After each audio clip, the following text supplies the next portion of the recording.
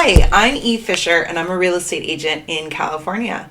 Today, I have an assistant, my nephew, to talk about some topic near and dear to my heart, and that is San Francisco real estate with a family.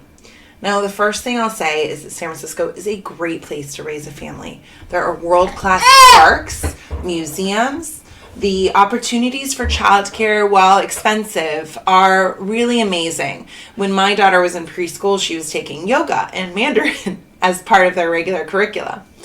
Now, San Francisco can also be a really difficult place with kids. And I know it can be hard for my clients with children to find the right place for them.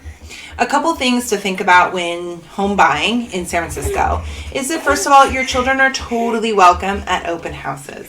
The other thing to consider are schools. Now, in San Francisco, the SF public schools are currently, there's some talk of changing, based on a lottery system. So it doesn't exactly matter where you live in terms of what school you go to, though there are some complex factors that go into what school you're assigned, such as where you live. But they're not neighborhood schools that you're automatically assigned to, like in other municipalities. The other thing to consider are really steep streets. We have our share of steep streets here, and a lot of people don't mind. But I do have a lot of clients who are concerned about getting strollers up the street, concerned about parking on a steep street. It can be a challenge. If your ball falls down a steep street, you're just not going to get it. It is gone forever.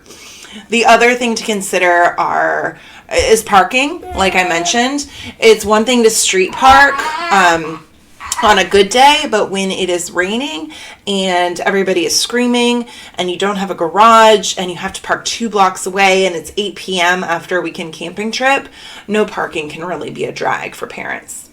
And then the last thing I think about is balconies. There are some places with amazing views.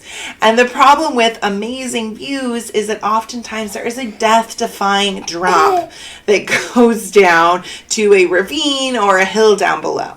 Now, some children are not the crazy types and might be perfectly fine with a balcony like that, whereas some children are maniacs who will go for it. So that's something to consider with your child, and that's very situational. Those are some of the things that my clients with children consider when looking for a house, and I'm happy to help anyone in the home buying or selling process. Thanks to my assistant, you can say bye-bye. Can you say bye-bye? Of course, you're not going to do it today. That's a good boy.